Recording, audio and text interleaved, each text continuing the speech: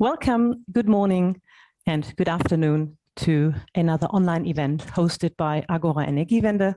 I'm Nicola Bock. I'm head of events at Agora Energiewende, and a very warm welcome to the audience. Today's topic is commercial prosumers as catalysts for PV adoption in Southeast Europe. And why this webinar? Well, we have, as Agora Energiewende, this network of Southeast European partners with whom we are in regular exchange to discuss ways to reduce greenhouse gas emissions and fight climate change.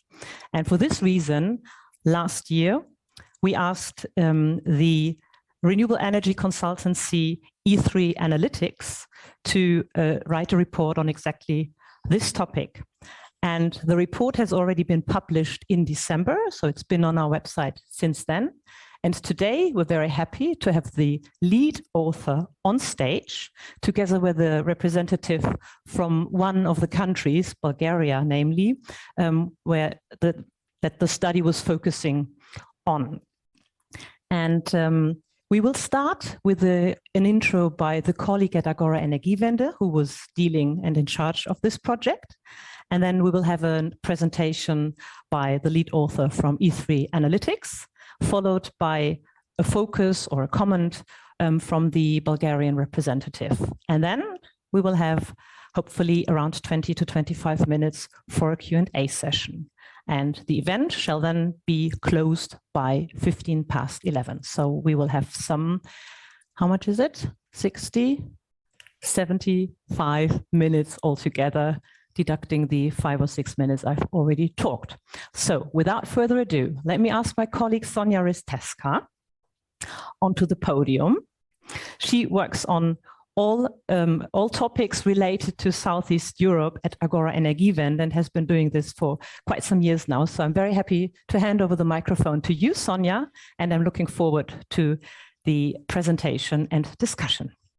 Thank you, Nicola, for the wonderful intro. Good morning, everybody. Welcome to our latest webinar. This time we are focusing on the renewable sector in Southeast Europe.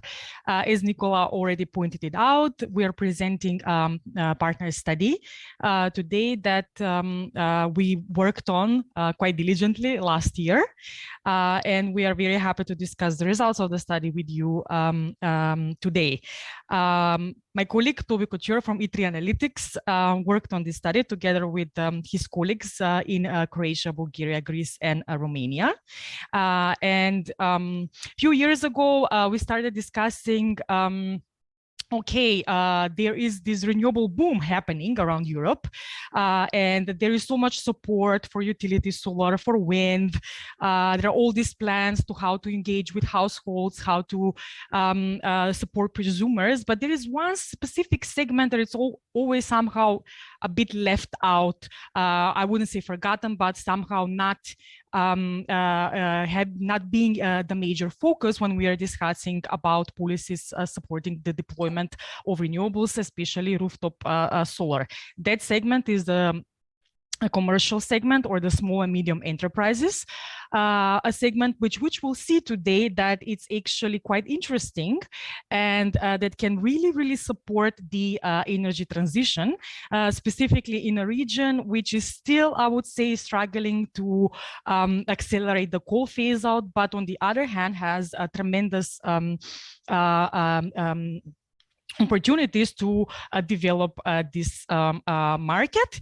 And after Toby, we will have our colleague from Bulgaria, Dr. Radostina Primova, who comes from the Center for the Study of Democracy and organization in Bulgaria, in Sofia, which works a lot of years now on many issues in Bulgaria. And of course, one of those issues is exactly energy. So without further ado, I will give the floor to Toby to present us the study, the results, and yeah, enjoy the presentation. Thank you.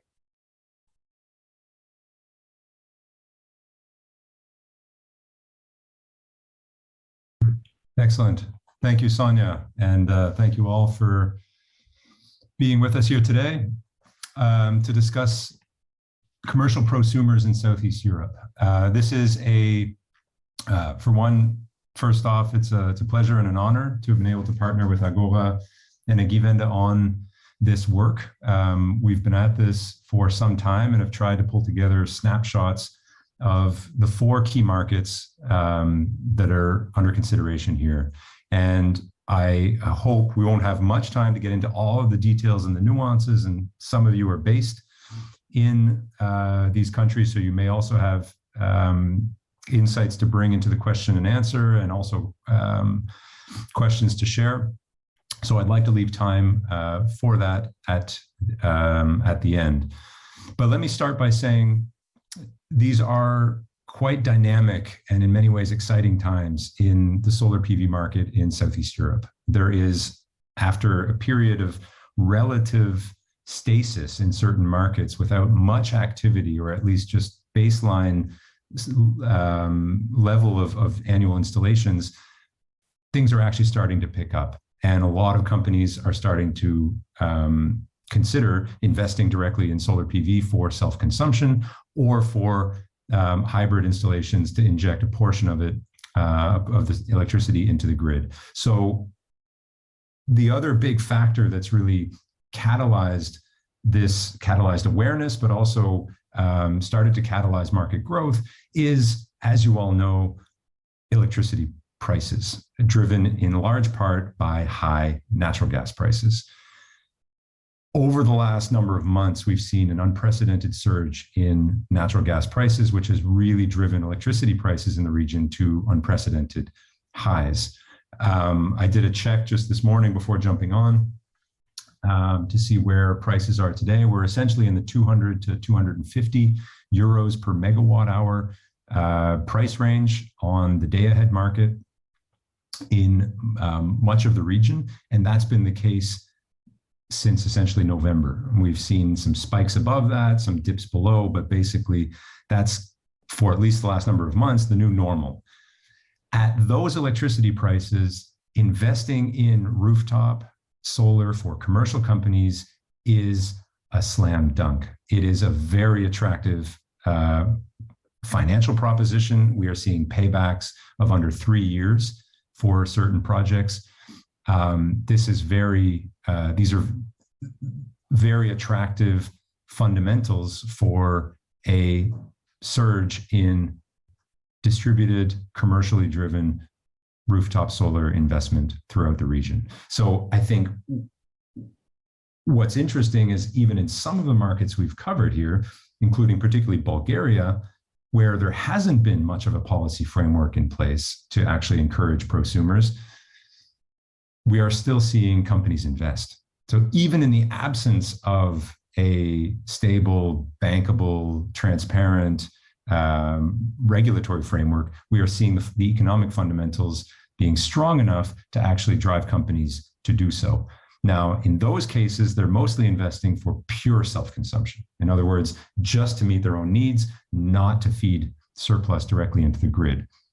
And you're seeing this in other markets in the region to varying degrees. So we're in many ways at a tipping point. And I think, as Sonia rightly pointed out, what we tried to do with this analysis is to focus on this middle market segment. Much of the policy attention goes to residential, households, or large-scale ground mount.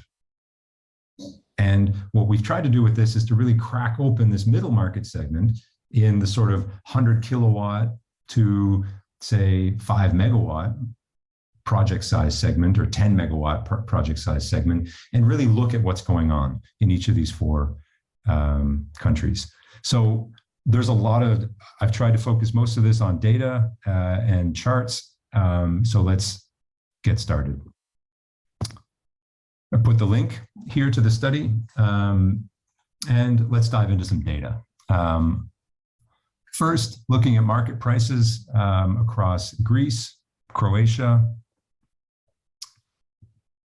going forward through Bulgaria and Romania. You can see here, essentially, since this data, not much has changed in the last 2 months. We are still in this kind of 200 to 250 euros per megawatt hour price range. Electricity prices have increased fourfold, essentially, since October 2020. So if you look here, going back to where we were over the course of 2020, electricity prices have really spiked on the wholesale market. Now, it's important to underscore that many commercial customers, or some commercial customers, are still under regulated tariffs. But another accelerant to this shift is actually that in many countries, including in the region, commercial customers like in Bulgaria and in Greece are being encouraged to move on to, or even required to move on to, the open market. And that means they're no longer benefiting from the protection of regulated prices. Now, there are a lot of discussions ongoing in country in light of the natural gas price driven electricity spike. And it's anybody's guess how that plays out. There may be shifts in how the tariff landscape applies to commercial prosumers or commercial customers, but a growing number of commercial customers are actually having to shoulder this additional cost burden. And that is adding further pressure and further interest on investing in solar PV. So basically, if we look at the landscape across Southeast Europe, current policies are not bringing sufficient volumes of new renewable capacity online.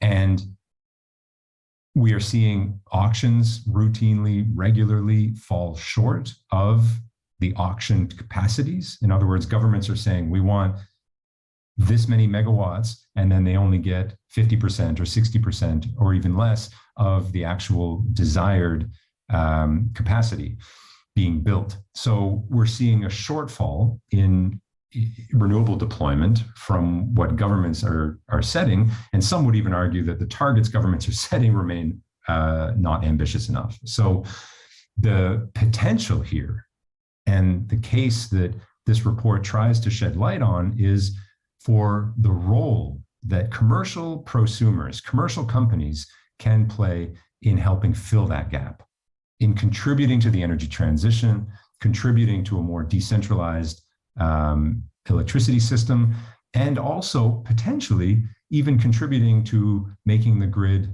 smarter and more interactive and more real-time by playing a more active role. And new technologies, new inverter technologies, as well as new smart interfaces are making it possible for commercial prosumers to be much more strategic and much more real time about how they engage with the electricity market. And I think we're just at the beginning of that.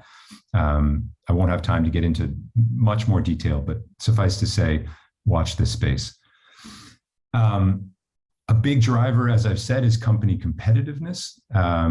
Countries like Italy have been warning that high gas prices are going to make it uncompetitive for a lot of companies to remain in Italy. And we're seeing similar pressures. So there is a real company competitiveness issue at stake that is going to further put pressure, is already further putting pressure in driving interest to invest in on-site solar. The other aspect, of course, is the smaller the solar is, the greater the job creation and local economic impacts. So there's a lot of good reasons why countries like Serbia, like Kosovo, like Croatia, like Romania could actually want to encourage greater bottom-up commercial scale investment in solar, because it's a real major contributor to economic activity and job creation. Of course, then there's the climate and carbon story, but the other benefit is that it minimizes impacts on land use. We are already seeing in some countries conflicts over land use. There's a debate about whether agri-PV could actually help alleviate that. In other words, combining agriculture with higher mounted PV for crops that can grow actually under ground mounted PV systems. But another way to minimize conflict with land use is actually to use existing roof space. And many countries throughout the region, including the 4 that we featured here, have abundant unused commercial scale roof space, agricultural, manufacturing, industry that can contribute to this. Another aspect to pick up on what Sonia touched on in her introductory remarks is we've ignored this market segment. And I think it's time that it gets more attention, that it gets more focus, and that the commercial market segment starts to actually get recognized as a potential driver of investments and also a potential support in accelerating the energy transition. Because many companies have access to capital, can use their own balance sheet. If the returns are 3 years or less, as they are currently in these markets, the time is ripe for really mobilizing that capital and actually helping improve companies' competitiveness in the process. So now let's take a look at some basic stats about commercial buildings, because most people may not really have thought about this segment as a segment at all. In the EU, commercial buildings consume on average 40% more energy per meter squared than residential buildings. So they have a higher energy usage factor. They're also a major part of the electricity mix. So between 40 and 70% of the electricity market in the 4 countries we covered is actually commercial customers. So a significant slice of the market is actually under this, this category.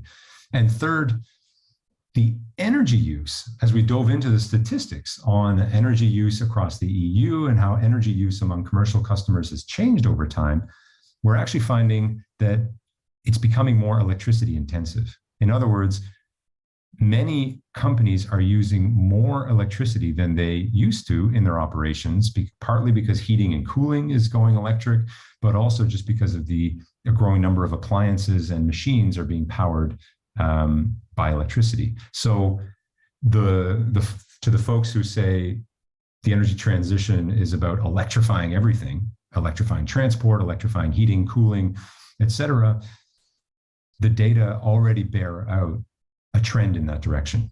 Commercial customers are becoming more heavily dependent on electricity over time, and that trend shows no sign of stopping. So let's look quickly, keeping an eye on time, at the 4 markets, and then we'll look briefly at recommendations, and then I'll pass things to Radostina. So where are we? This table essentially tries to give you a snapshot in one graph or in one page of where things stand. So roughly 50 megawatts across the 4 markets.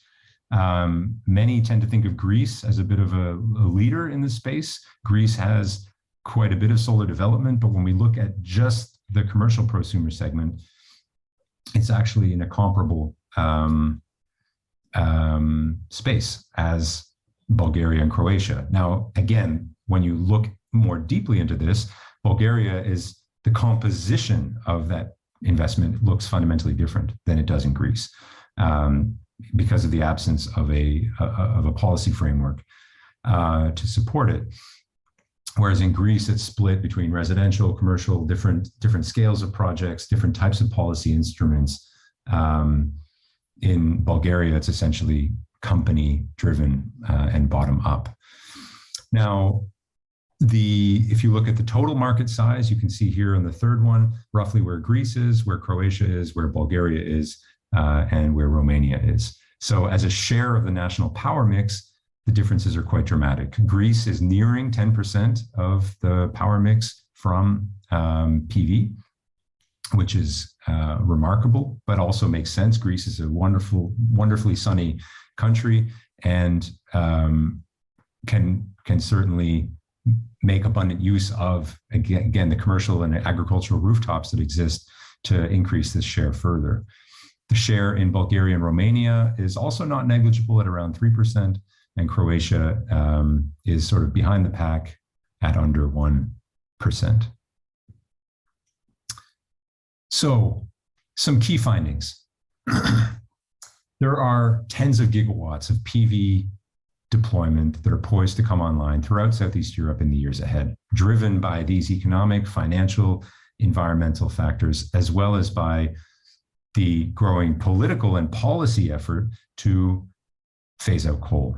So we are seeing in many ways a very positive, perfect storm that's going to accelerate investments in this space. The second is from interviews we've conducted with a number of investors and a number of developers across the region, we're seeing paybacks as low as 3 years. And that was before electricity prices reached the spikes they have in recent months. So for some of these projects, we're probably even now talking about 2-year paybacks, which is very attractive indeed. Now, attractive economics are not necessarily enough.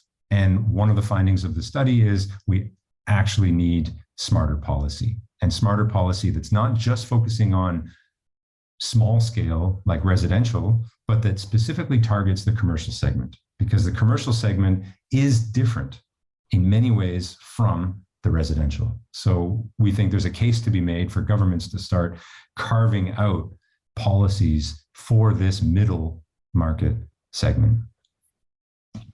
And fourth, as the share of commercial prosumers grows, grid operators need to adapt, and we're going to need smarter, more real-time pricing. We're going to need more dynamic interactivity between commercial customers than has been possible before. Fortunately, technology is now making that possible and relatively effortless for customers. In other words, we don't expect commercial companies to have to set up a new division just to focus on dealing with the electricity market. A lot of this can actually be automated and pre-programmed. And we are already seeing that starting to happen, so that commercial customers can also provide system services. They can also potentially provide balancing support.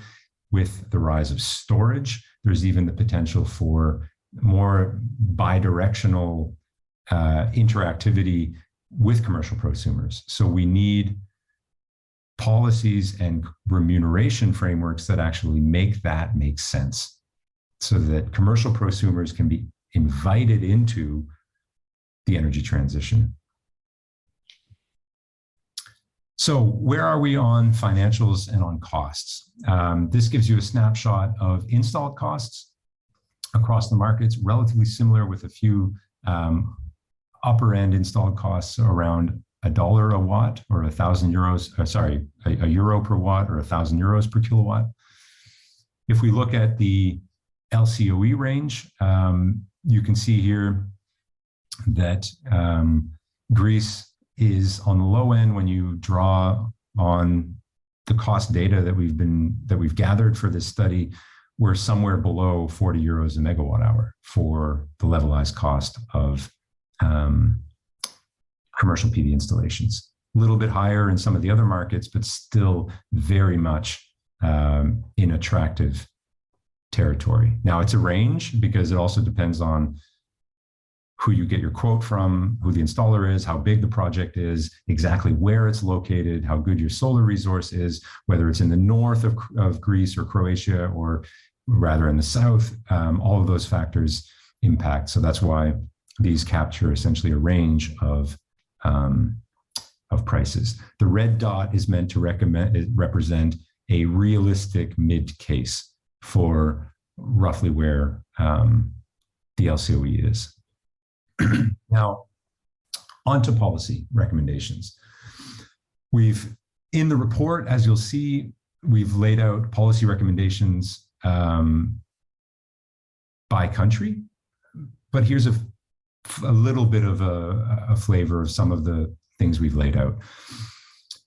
We think in the NECP process, governments should be laying out targets specifically for prosumers or for customer-sited solar PV capacity or renewable energy capacity. Throughout the region, administrative processes can be simplified. There has been quite a bit of progress made in countries like Croatia and in Greece, but there's still more work to be done. Introduce better payment terms for surplus generation. I could go on at length about that, but we're running a little short on time, so I do want to leave time for Radostina and for questions. So there's a whole debate around how the pricing, how the feed-in tariff or the feed-in premium should be structured. Happy to have that conversation, happy to also engage with you all on that. We think there's a case for introducing regulations that mandate smart inverters.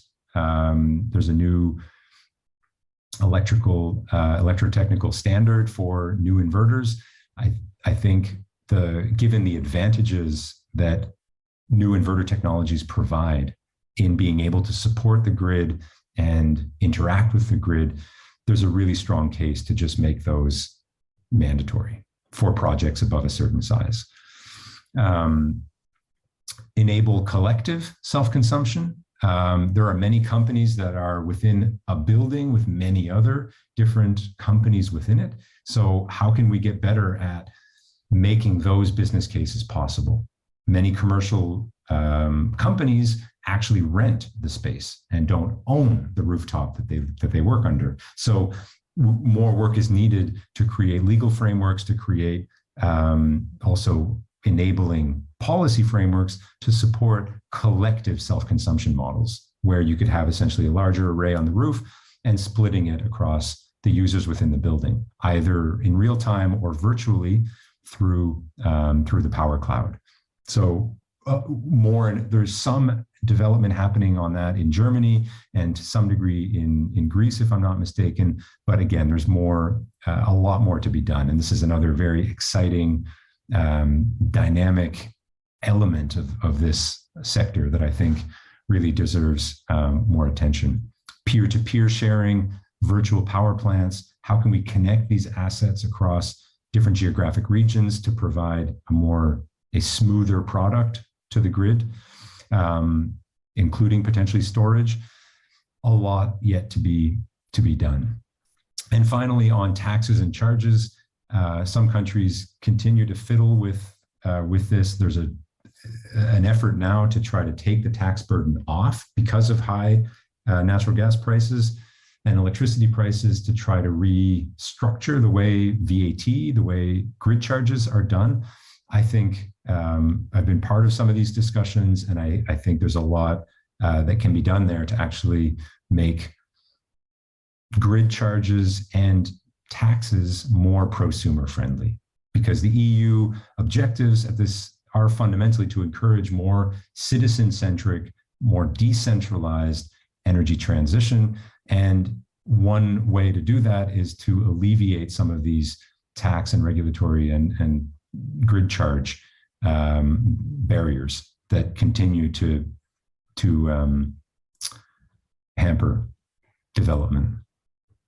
So with that, I will stop and pass things on to Radostina from CSD in Bulgaria. Thank you all for your attention. I look forward to the question and answer.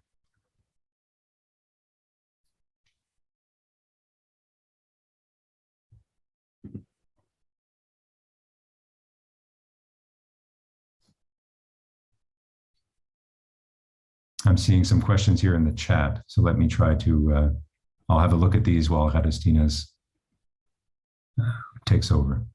So thank you all.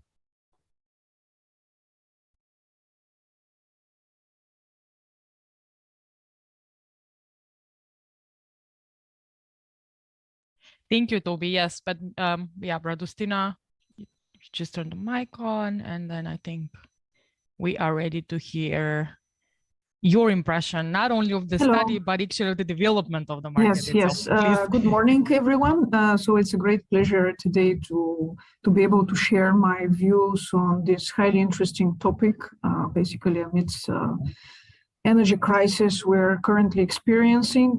First of all, my name is Radostina Primova, and I'm a senior analyst at the Center for the Study of Democracy. So in the past 10 years, we have been focusing a lot on the European energy transition in Southeast Europe, and particularly a part of our work has been dedicated a lot to the potential of decentralized power generation in the region, and in particular in Bulgaria, and how to tap into this potential, and basically which includes also the development of the right regulatory framework, but also development of an overall approach towards democratization and decentralization of the energy system in Bulgaria and also in the region. I think Toby illuminated so very well what are the major trends and some of the challenges in the regions, and I can only reiterate some of his conclusions, but I would like to provide a bit of a specific angle, in particular, what are the current challenges in Bulgaria. First of all, to mention that we have carried out an analysis of the potential of small-scale renewables in Bulgaria. In particular, one of the conclusions there was that Bulgaria has a long-term potential capacity for decentralized PV-based power generation of more than 5.4 terawatt-hour per year, which is 1/7 of the current power consumption in the country. However, this potential has not been developed due to some of the challenges I will talk about, mainly because of the lack of a regulatory framework and very burdensome administrative permitting process.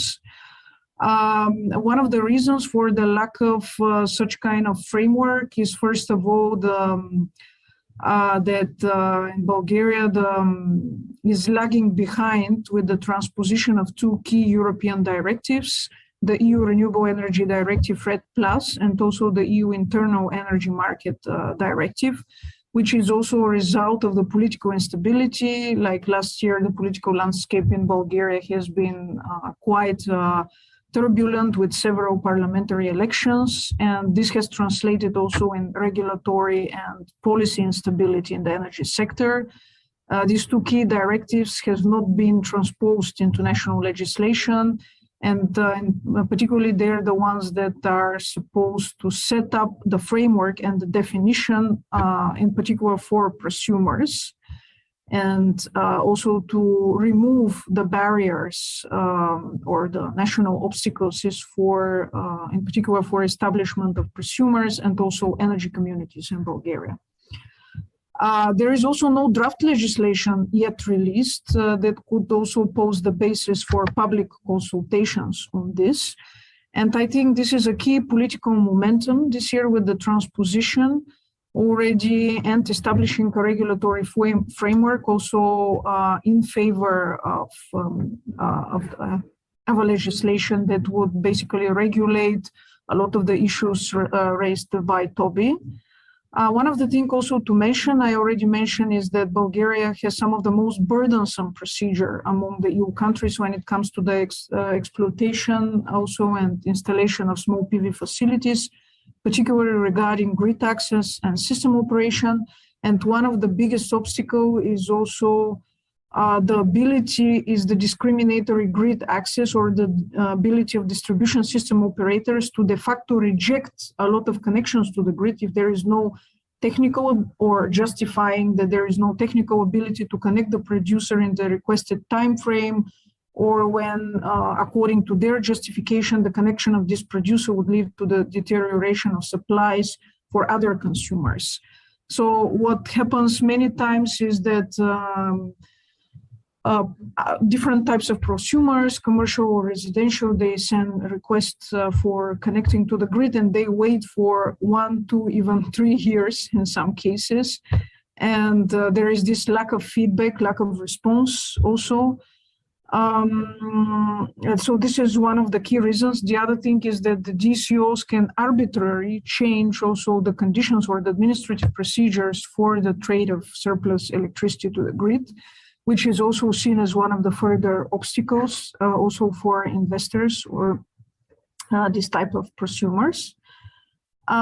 And already another key issue is the limited access to finance, to the targeted financial tools such as microcredits or loans, in particularly for small-scale prosumers.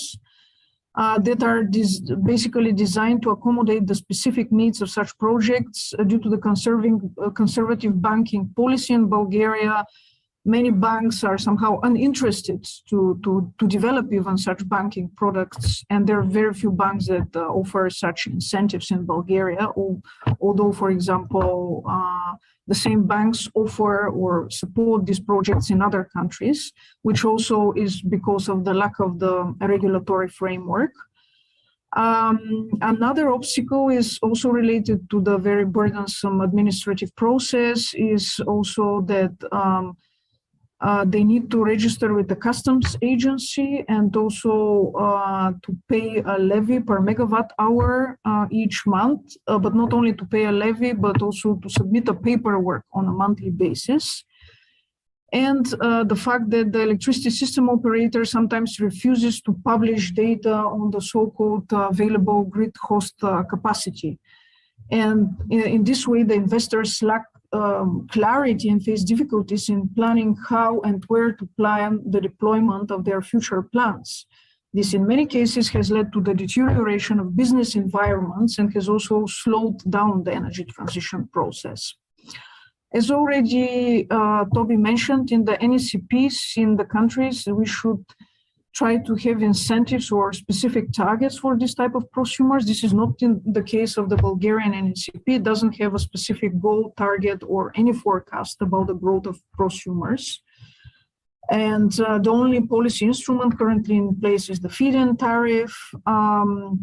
When it comes to the National Recovery and Resilience Plan, we have some support measures that actually incentivized commercial prosumers, but they're designed in such a way that they favor more utility scale, this type of large scale process. In some cases are even discriminatory towards small scale producers, and I'll give some examples. There are some support measures, in particular in the innovation cluster, smart industry, which propose a financing scheme for industry facilities that decide to install up to 1 megawatt renewable energy installations, which unfortunately leaves a great part of the existing market potential untapped. But however, this comes also with an additional conditionality for storage capacity. And the problem is that many industrial consumers in Bulgaria, they consume 100% of the output of their renewable energy installation during working hours. So this kind of storage capacity are not always necessary for them, and they're related to very high costs for their establishment. Also, the Bulgarian National Recovery Plan makes a rather vague reference to a broader ambition of installing additional 2.5 gigawatts by 2026. However, it does not specify the expected contribution from the private investment and also from the public funding scheme. So this creates a certain lack of uncertainty. And over 2/3 of this additional 2.5 gigawatt of renewable energy capacity is said to come from, again, a tendering scheme which strongly favors large-scale projects, utility projects. And for example, there is the public, in particular, this kind of large-scale tender includes the installation of a minimum of 1.7 gigawatts of renewable energy capacity. However, it includes, again, this storage conditionality, namely a requirement that minimum 25% of the installation capacity should be covered with battery storage. So there is a minimum threshold of battery storage requirement of 25%, which is a key barrier for small-scale or smaller projects and medium-sized projects due to the associated high capital expenditures, and creates a favorable condition for large-scale utilities that can much easier achieve this kind of economies of scale. We also have in the plan a measure which dedicates 25% of the financing to project under 5 megawatt, which is basically the step in the right direction. So I think currently with the Renewable Energy Directive and its transposition in Bulgaria, there are a couple of things that should be addressed, and particularly the Renewable Energy Directive envisions a so-called national assessments in each member state country of the different barriers that act as bottleneck for prosumers or for renewable energy communities. And so basically, during this assessment, this discriminatory grid access that I mentioned should be highlighted in the future as a key barrier. And steps should be also included for the simplification of the administrative steps. Also, the regulatory cost model for the distribution grids has to be changed so that the prices for access to the grid are not dependent on the quantity consumed. Another key thing that DCOs should be prevented from arbitrarily changing the administrative procedure for trading excess electricity with the grid. And something also that Toby mentioned is there should be very clear rules for the remuneration of the net surplus electricity also traded. And for example, in some countries, there are the so-called surplus power tariffs, which could be an interesting model to be introduced also in Bulgaria. With this, I would like to leave also a bit the floor for also for discussion and for comments from the audience. Many thanks. Thank you, Radostina. Thank you both to you and to Toby for these great inputs on what is the not only the results of the study, but what is the actual situation on the ground.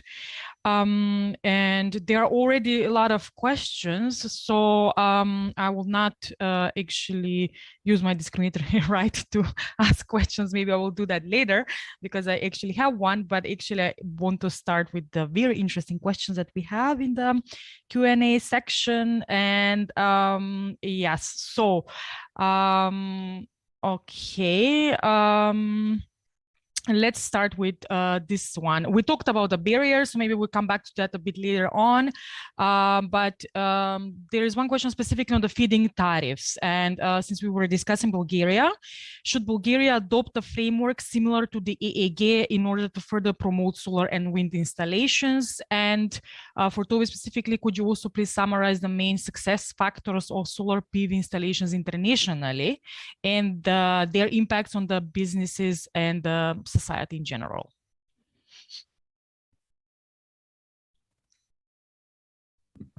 Excellent question. I've tried to answer a few directly in the chat. So for some of you who have asked questions, I've already typed preliminary answers.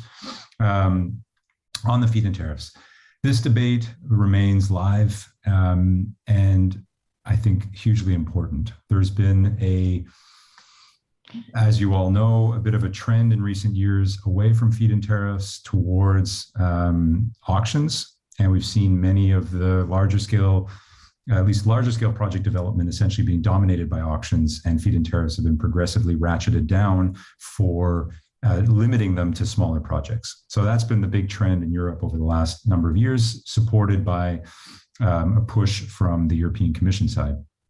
And member states have kind of largely implemented policies along those lines. Now, there's a bit of a recognition in light of the fact that auctions are not delivering the goods. In other words, auctions are failing to deliver the capacity they set out to. Major performance shortcoming there in terms of the effectiveness of auctions. And because of the recognition that actually auctions shut out many people from the market. There's an active debate, and this is, I think, a very important debate about the shortcomings of auctions. If auctions shut out a significant part of the market, for example, smaller players, commercial customers, others who may want to develop, say, 100 kilowatt or a 500 kilowatt system, they can't compete, or say even a megawatt scale system, they can't necessarily compete with a 30 megawatt or 50 megawatt PV project located on a brownfield site or on unused land. So there's a growing awareness of the issues and biases, if I can call them that auctions inject in the market, because they shut out certain players and don't allow other kinds of market actors to participate, including energy communities, including commercial prosumers. So there is an appetite, or at least an interest, in exploring other policy mechanisms. And some have been arguing we should go back to feed-in tariffs, or at least retain feed-in tariffs for slightly larger project sizes. Now, there is a ruling from the European that just came out in December. Some of you have probably been also following this, that I just read the sort of brief overview over the holidays, but that the requirement to auction or to participate in auctions would be lifted to something like 6 megawatts for PV and 18 megawatts for wind power.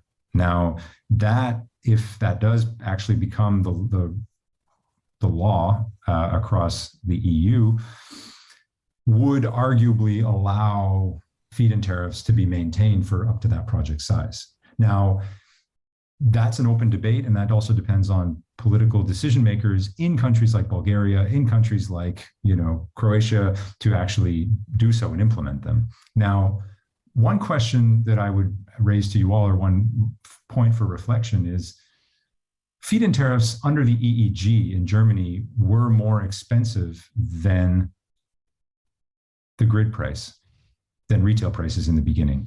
And that's why Germany had this surcharge, and still has the surcharge in the form of the EEG surcharge. That had to be then covered through all electricity customers, except for those who were exempted. Now, with solar at 3 to 6 cents per kilowatt hour, the need for a subsidy is not clear at all, in fact, in that traditional EEG sense. In other words, if day-ahead prices are in the 200 euros a megawatt range, and you're injecting daytime power at, say, a feed-in tariff of 4.5 cents or 5 cents, you're not really distorting the market, nor are you really subsidizing it, because there's enough. So it comes down to how the pricing regulations are structured to allow people to access the market. Now, you could say, let everybody just bid onto the market, but that's also a bit discriminatory, because smaller actors can't do that. Small actors can't access the market, and it's hugely paperwork intensive and complex to become a player in the electricity market. So again, solutions there are required. And that's why I would argue that if a feed-in tariff is set low, and it can be even a premium, it can be floating, it can be dynamic, just that it provides some degree of financial predictability for prosumers, I think would help unlock a lot of capital. Because a lot of banks don't want to touch these projects, even if the paybacks are short, because they don't know what's going to happen if that business goes out of business. They don't know what's going to happen if there's another economic recession and commercial consumption, power consumption actually drops. And then you're left with a PV system that's injecting large volumes of surplus. Yeah, unless you have some kind of surplus power tariff or some kind of contract there, it can be a bilateral contract with a market actor, like with an aggregator, but unless you have some kind of contract there, banks are really reluctant to lend to those kinds of projects. So when we look at low cost of capital and how to unlock essentially the unprecedentedly low debt costs that we have across Europe now, some degree, some kind of price stability would help that. And there are various ways of doing that, one of which is a feed-in tariff, one of which would be like a feed-in premium. We could talk more about the design and detail of that, but I think it should absolutely be part of the conversation, and remain something that national policy makers and civil society groups and others have to debate in country. But at current prices and current, installed costs, we shouldn't be talking about subsidies anymore. This isn't about subsidies. This is about creating a regulated, a more stable price environment for surplus generation. That's more what it's fundamentally comes down to. But excellent question. I hope that answered it adequately. Radostina, if you have anything to add. Yes, I would just like to add, especially in the Bulgarian case, the first and foremost canceling, which should be, is canceling the market distorting energy subsidies. And also, I think there should be different measures, basically different state support schemes, also for different market mechanisms for different type of projects. I still think like small scale, because of the lack of a level playing field in the Bulgarian case. So small scale producers, prosumers should be especially incentivized through more targeted financial schemes, through EU funding, through the co-ownership also of renewable energy sources. And also we need to have the tendering and this kind of large-scale investment projects. For them, there should be another tendering procedure, but the criteria should be quite transparent and clear, because in Bulgaria it's also at a risk of state capture. So the criteria should involve in particularly state capture red flags, which very often happens. And so basically we could have different tendering procedures also for different types of projects, so that we could already enable level playing field for both of them. But I still think that also within currently, also with the possibilities of these commercial prosumers, but also residential prosumers, we need to have also targeted financial tools like microcredits, loans that also give the possibility to be seen as investment projects and to support them. Thank you. Okay, we have another interesting question, and that's about the upfront investment and third-party ownership. So basically, how can third-party ownership and financing help customers avoid the upfront investment? Because many of them invest only in core business. So what would be a more attractive model? An ESCO, PPA, leases, because customers cite the solar for C&I sector lacks scale due to lack of financing. Yeah. Excellent question. I think this is exactly the conversation we need to be having. In the US and in certain other markets, like in Australia, there is a growing and increasingly active rooftop leasing and PPA or market that's enabling commercial customers to basically just sign, and a third-party developer takes care of the rest. So they do the installation, they do the management, they do the maintenance and all that. And basically, in some cases, they directly overtake the utility bill. So they'll say, listen, we will pay your utility bill, just give us your roof, you buy the power from us, and we'll take care of the rest. And in so doing, they can avoid very high demand charges.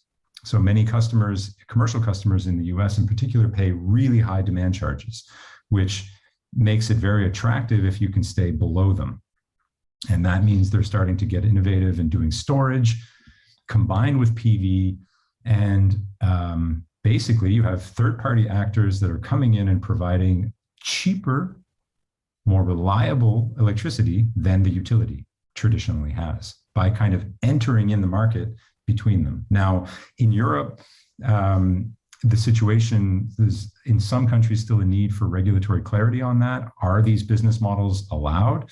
Should it be under the ESCO umbrella? Some ESCOs in Bulgaria and elsewhere are already offering solar as a solution, as a part of the package, in addition to energy efficiency measures. And corporate PPAs are also rising. But corporate PPAs are essentially a bilateral transaction, and they don't even need to be on site. So the corporate PPA can be a project, it can be an offshore wind project, and you can have a large tech company buying a chunk of that. That's great. That's maybe one way for commercial prosumers to get active in supporting renewable projects, but it's only one way. And if we want it to be on the roof or in the vicinity or within the same feeder, we probably need something closer to a leasing model where the commercial rooftop can be made available, and maybe an aggregator can do multiple rooftops in one area and even link them up in some way. So what's needed are legal frameworks that actually allow businesses like that to exist. So in many cases, that may not exist. And if the legal framework allows it, then it comes down to private sector business model innovation to actually respond to that market niche.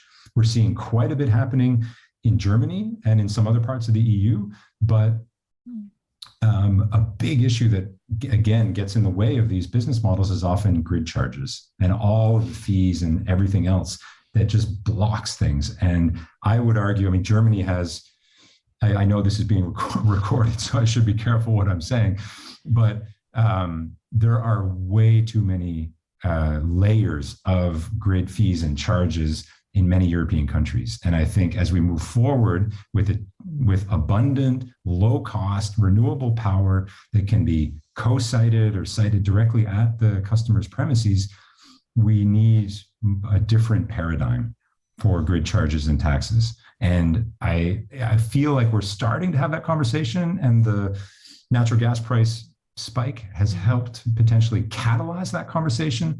But to really see the market flourish, we need much more radical simplification of grid tariffs for prosumers, so that people can, so that we can see more innovation and more decentralized activity. Now, obviously, that's going to take market share from traditional utilities, so you can expect pushback. In some countries, utilities are actually getting in on the action. So, for example, in Bulgaria, I'm thinking of Radostina, there are some of the distributors, the DSOs, that are actually starting to offer PV as well. So they're starting to call their customers and say, hey, would you like to let us develop solar on your roof? So there are ways for utilities to also get in on the action. But again, all of this is made easier when, and if we could simplify and reduce all of the layers of grid charges that that make it really complex to navigate. Thank you, Toby. I will ask Radostina if she has something to add, but also there are questions for her. So yes, one question would be, Radostina, about what do you think should be changed in the legislation in Bulgaria to support the sector and to attract foreign investors in your renewables, and also about the data and where you found it and you can share it. And there is another question about specifically the data that you mentioned about the REST plus storage scheme of Bulgaria recovery's plan. And it somehow discriminates against the smaller scale installation, but apparently there is a separate part of the recovery plan, so-called industrial parks.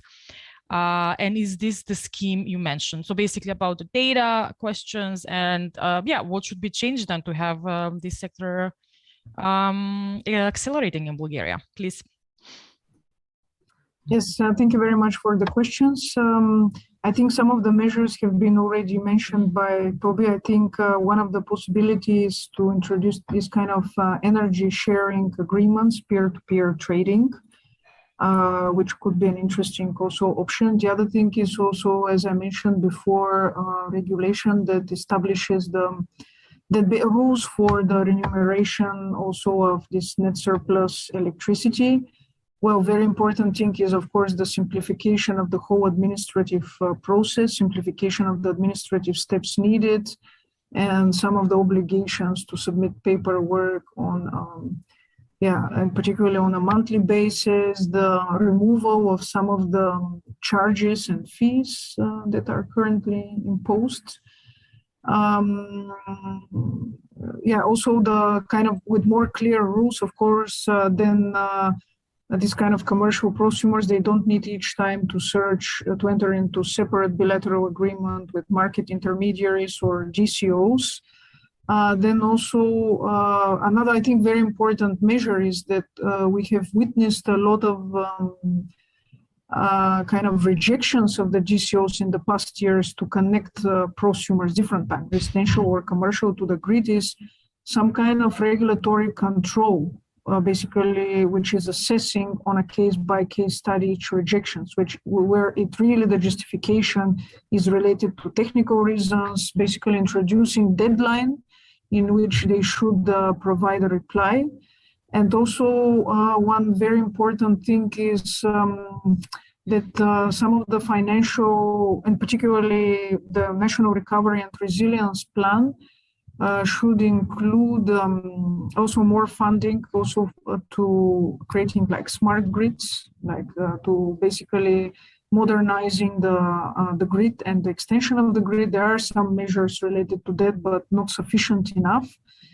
As this is a cost basically that not only the DCOs should carry, but also there should be also some state investments in this area, because having grid stability and also modernizing grid and investing in digitalization of the grid is also a key prerequisite for connecting so many and balancing small actors to the system. And this has been one of the challenge that many of the DCOs has highlighted, that there is underinvestment currently. And very important, redirecting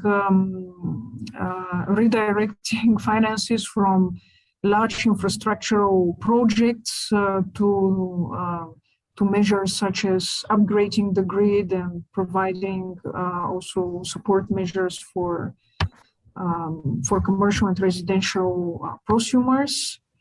I think very important is this kind of investment certainty, and also this, well, with this is also this state capture risks that I mentioned. Currently there is a debate in Bulgaria in which they're trying to change the conditions to limit for example, the Bulgarian energy regulator is an independent institution, and the current government is trying to include some changes in which, or political interventions in which it tries also to limit the independence of the energy regulator. So there should be positions like energy regulator and others should be independent also from a political control. And this is also very important in order to prevent from arbitrary changes happening or very frequent changes in the regulatory framework. This is, I think, one of the major barriers for investors when you have retroactive policies, and as in Bulgaria, the regulatory framework changes a lot, depending also on political changes. There should be also, as for example, in the US, we had very interesting case in California, this kind of long-term resource planning, basically. This is something absent in Bulgaria, like we currently have it with the debates for coal phase out. We don't have a long-term coal phase out strategy. There is a lot of state support, which is still going to the coal sector in Bulgaria. Currently, they're also discussing about building new nuclear reactor, which is also a huge investment. So prioritizing investment based on long-term planning. I think a very important step in this direction is that the National Recovery and Resilience Plan is currently setting up a commission for long-term decarbonization and energy, in which they're trying to develop different scenarios with the help of independent expertise on how this type of long-term planning and also mid-term planning is actually quite important, so that the resources are channeled in the right direction early on.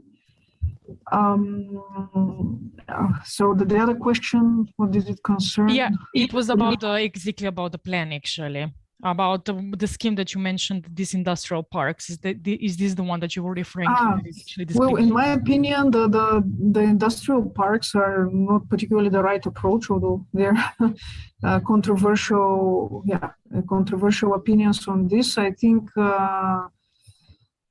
smart specialization, and particularly like in Bulgaria, it's very important to develop this type of smart specialization in regions, which should be planned in collaboration with universities and so-called research clusters in the region. So there's some very good, for example, examples in municipalities such as Gabrovo that have established an innovation center that works together with the university and the businesses, like green entrepreneurs, so basically, they're specialized on different energy-saving technologies and green entrepreneurship. So I think at local and national level, we should observe more examples of R&D clusters like this. Instead, smart specialization centers and collaboration between municipality, business sector, also public-private partnerships. For example, we have been part of a project in SCORE, like on consumer stock ownership plans, where we were looking for public-private partnerships in renewable energies, and we couldn't identify, we couldn't find such, basically, in which municipalities are also involved in this. So I think these are areas in which, where the current focus is, should be further directed. Thank you. Okay, we have a bit more time. So, but by the way, also for the audience, there is also a great discussion in the Q&A section as well. So you can also read it there if you're interested. And maybe I will just ask for one more question. Okay, so are there any measures or subsidies given by state authorities to protect rooftop PV producers against counterparty risks in case of default of the customer? Maybe Toby, yeah, if you know any examples. Yeah, interesting question. I mean, it's one reason why I've been, and we argue in the report, that policies are needed to provide some kind of surplus power tariff or kind of default case if the customer actually does go bankrupt. Because we're talking about solar installations that are going to last for 20, 25 years, if not longer. Yeah. And there aren't many SMEs that actually survive 20, 25 years. So in fact, the solar is probably going to outlive the SME. And that is a big unanswered question if you have a regulatory framework that doesn't recognize that, because these projects are going to go, who's going to take care of them? Who's going to do the operations and maintenance if the project isn't generating enough from its residual surplus sales, or if those surplus sales are capped, as they are in Greece? You can only sell, and in Croatia, there's another sort of regulation around the way that it's capped. That creates a big problem because you have far too much surplus and no revenues, and it leaves these, we have a risk of orphan PV projects across the EU if we don't design frameworks that actually de-risk that. So I don't know if, to your question, I don't know if the right approach is a state guarantee. I would simply, regardless of what rules are in place for normal operation, there should always be a provision that allows that project, if the customer goes bankrupt, to be reintegrated into the market under new regulatory conditions. Because otherwise, again, this risk of orphan projects is not small. I would actually argue it's quite large. So we definitely need to be thinking about this, because again, companies don't live forever, and many SMEs are very subject to the business cycle and to things like pandemics and to things like, so this is it's an excellent question. And I think we need to be talking about it. Thank you.